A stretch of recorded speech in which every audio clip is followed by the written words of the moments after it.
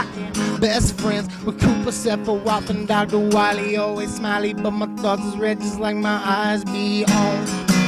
Yeah, that's right, we get it on. What's up, my wizards? Dev from SVMTG plays down there. We got decks and stuff. Late Christmas present for you right here. I'm going to do one of my favorite actual decks in the current standard. Been doing a lot of budget decks and like off-the-wall stuff. This is a real contender in the current standard right here. I think it's a really good deck, and it's just sort of B tier, but it's waiting on a couple of good cards in upcoming sets to make it better, and I think it can get there. This is Temur Black. Well, compared to other mid-range decks in the format, I think this one actually has a pretty good density of threats. There's a lot of things it can do. Insanely high resiliency because of some of the cards we're playing. I might as well go ahead and tell you about some of them right now. We're playing 4 copies of Den Protector, 2 copies of Tasigur, and then 2 copies of Baby Jace. Somebody called him in the comments the other day. Yeah, just 2 copies of Jace, so it's not going to like totally, completely break the bank. It's not like you have to do 4.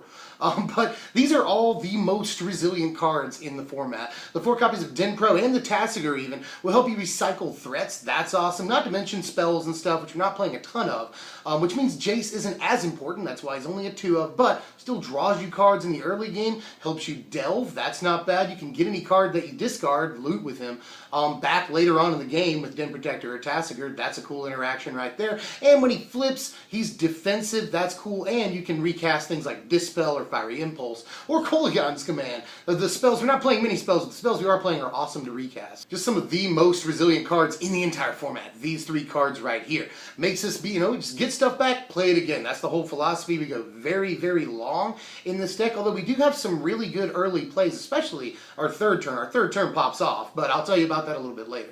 We'll get into that in a second. But obviously our third turn's good just because of Den Protector and the 4 of Death Mist Raptor available to us too. Not only because of the Den Protector are we playing this, although he is a big reason to play it, but just another insanely just resilient thing. He's going to come back a lot. Very efficient for the mana cost. Is a great threat. Consistent, keeps coming back, and will often end the game. But we got a lot of ways of ending the game. We'll talk about that too. Before we start talking about how to end the game, though, I'm going to go ahead and tell you about 4 copies of Rattleclaw Mystic right here. Mystic is very, very important for us. We're not going to morph him too often. Sometimes we will. We're not going to morph him too often. Usually we'll play him as a second turn mana dork, third turn. He opens up a wealth of options for us, including a huge Woodland Wanderer. We play a 6/6 Wanderer on the third turn if we get a Black Source and a Rattleclaw Mystic, on the second turn.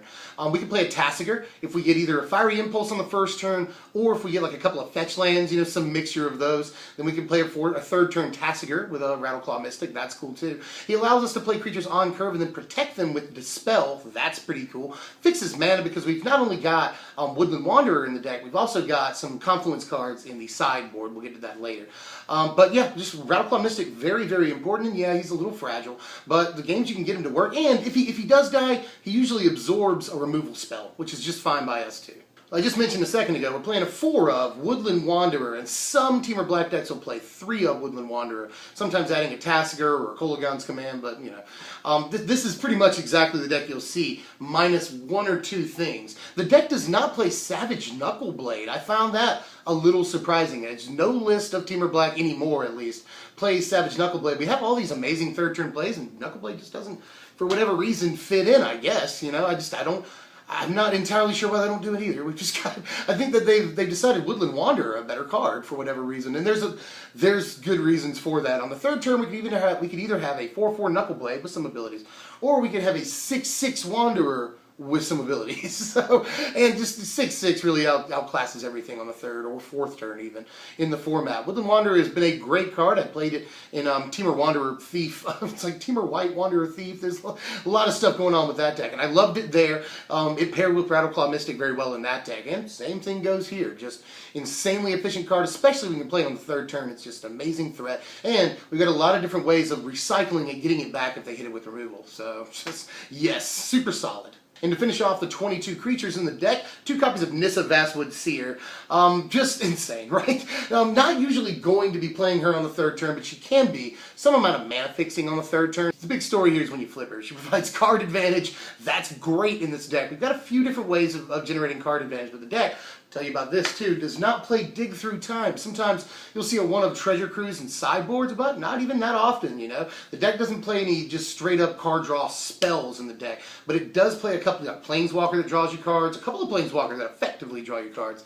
Not to mention Jace and this right here. You know, Nissa can give you card advantage. She can supply a big, you know, resilient fatty later on in the game that's sort of removal proof. And her ultimate is great too. So everything about Nissa is awesome. Let's go ahead and play 2 copies of her. I definitely see why the deck plays her. 4 Planeswalkers in the deck, 2 copies of Kiora, and then 2 copies of Sarkhan Unbroken over here. And I'm so glad to see that Sarkhan Unbroken has a home, you know. I've seen him in every single one of these Temur Black decks as I've been researching this deck and playtesting it and stuff. I have seen him in a lot of decks, and I'm very happy about that. Sarkhan Unbroken, another card advantage engine, fixes your mana too. That's super awesome. He can end the game, you know, just a couple of 4/4 dragons, and you can fly over FTW. So just Sarkhan Unbroken is just great. More card advantage and bigger creatures is exactly what the deck wants. Who cares about his ultimate not being that relevant, at least game 1. So, but Kiora's great. Kiora untaps Mystics, untaps big creatures after they attack so that they can get back on defense, you know. She is card advantage, allowing you to fix your mana in another way, getting lands, and she can find you important threats and stuff like that too. And her ultimate can end the game, another way of ending the game, which again, the deck has a ton of ways. You know, you got Sarkhan, you got big creatures, you got Kiora. So we've got a lot of different avenues to victory here. And Kiora either facilitates them or just outright does them, you know. If you ultimate it, basically, you win the game. 9 spells in the deck. I've already mentioned a couple of copies of Dispel, a very important but innocuous looking card. Dispel is great. I've already mentioned that we can play with a Rattleclaw Mystic, especially. We play creatures on curve and protect them with the Dispel, you know, if we have a Rattleclaw Mystic. We can play, you know, a 3-mana guy on the 3rd turn and then use the Mystic to protect it with the Dispel. Not only that, but, you know, we can play like a Jace on the 3rd turn and then back him up with the Dispel if we have the blue mana available. Just Dispel, I can't tell you how great this is, and not just to make our guys removal proof. Because again, we're very resilient. We recycle a lot. We're not that worried about removal, and there's a lot of removal in the format. We're not that worried about it. We are worried about things like a Tarka's command, Dramoka's command can sometimes be an issue. Any instant speed thing in the format, which there's a ton of. Big aggro decks play them. We can counter Abzan Charm. Really, I shouldn't go on because there's a ton of them. We can counter other counter spells. That's an important thing. Countering Disdainful Strokes is important, you know. So this card is extremely utility and has at least some use or another against every deck in the format, which is what I'm trying to say here. 2 copies of Fiery Impulse, just a card to help us out in the early game, and sometimes when you recast it with Jace a little later, it can still pick off important guys, you know. Planeswalkers that haven't flipped yet is one example, Manus Rider is another example, Morph creatures, you know, they play later on in the game, when they flip back down their Den Protector or when their Deathmist Raptors flip down, you know. There's a lot of important reasons right now to play Fiery Impulse, and he's a good recast, very good early game to help cover us. We need that. We have sort of a bad game 1 against aggro. 2 copies of Kolaghan's Command in the deck, and sometimes you'll see 3 copies of Kolaghan's Command, and sometimes you'll even see a 4th one in the sideboard. The card is that important. Just, if you're going to add to the list of resilient cards in the deck, this is one of them, you know. Not only can we get our creatures back from the graveyard, another way of doing that, but we can force players to discard a card. That's actually a really good option on the card. We can pick off small guys, go to the face, there's just everything available on the card is good, and we can bust Hangerback Walkers if that's what we want to do with it, you know. So versatile, so many options that I see playing a 3 of, but after playtesting, I'm just going to play the 2 of, honestly, and we'll think about packing another one on the sideboard, but I haven't done it yet. That said, the card is insanely important and just does a lot of things that we want it to do, you know. Every option on the card is something we'd like to do. And 3 copies of Murderous Cut to finish off the 9 spells in the deck. Murderous Cut is just the best removal available to us, definitely, you know. We're playing a lot of fetch lands, I think it's 11 in the deck, plus these spells, plus our things will go to the graveyard, you know. Just a lot of, we'll fuel Delve very, very well. So Murderous Cut is often a 1-mana instant speed, get that guy out of here option for us. Just the most efficient removal we can play by a lot. So yes. And here are our 25 lands, a very complex mana base, but at this point in the season, I think it's almost perfected. I haven't had too many problems getting mana with this mana base, and it is the mana base that you see the most often. Occasionally you'll see 1 fetch land, namely a Polluted Delta, either at a 4 of or even just a 1 of. That is the most contested land slot in the deck. Also Lumbering Falls. We'll see that as a 1 of and sometimes a 3 of. I like it as a threat, definitely, as a hexproof threat, it's great. I'm just going to play the 2 of Lumbering Falls. I'm talking a little bit about this meta base because I think it's very, very important, and it's still sort of undergoing development, even though it's been tweaked an awful lot at this point. Note that there are pain lands in here. It's because we have to balance out how many tap lands we have with how many lands, you know, we can just play. We can tap them as soon as they come into play. It's very important, so we want to play our threats on curve. But overall, I think this is a fine mana base, and you won't usually have problems getting the colors you need. Here's an equally important sideboard in the deck. We're fine-tuning a lot, and we're doing a lot so that we can turn the corner against aggro decks, and namely Radiant Flames. Very important card. Not to mention the Roast, the Fiery Impulse, even the Rending Volleys can all go in against aggro-type decks. The Self-Inflicted Wound goes in against a lot, including mid-range decks. Jutai, Siege Rhino, there's a million things you take out with this. Virulent Plague against the oncoming plague of tokens decks. That really hurt us. You know, they go wide, and we want to go long, and we don't want to play against decks that go wide if we want to go long. That's an issue. So we're sort of low on removal. The Exert Influence is pretty good against mid-range decks also. The Dragonlord Silumgar I really like as an option, not only because you can get him off of Sarkhan's Ultimate, that's not that big of a deal, but because you can steal guys and have a flying threat, which we are very, very thin on in this deck. And finally, I want to touch on Transgress the Mind and the Infinite Obliteration. These are both against Green Red Eldrazi, which we have a pretty bad game against. Sometimes we can get enough damage in to win, but if they go big enough to get an Ulamog or an Ugin out, we're in an awful lot of trouble. So we have to have a good game against that deck. And sometimes you'll see an Ob Nixilis instead of the Infinite Obliteration in the board.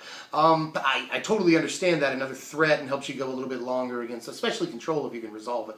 But the Infinite Obliteration, if we're going to play a spell that requires 2 black to cast, I want it to be this so that we can just deal with Ulamogs and stuff like that. Here are your power rankings for the deck. A final score of 68, and yes, that resiliency is real. Kolagon's Command, Den Protector, Deathmist Raptor, Jace, Tassiger, just so many cards in the deck are geared to be resilient, get stuff back for us, keep hitting, keep coming.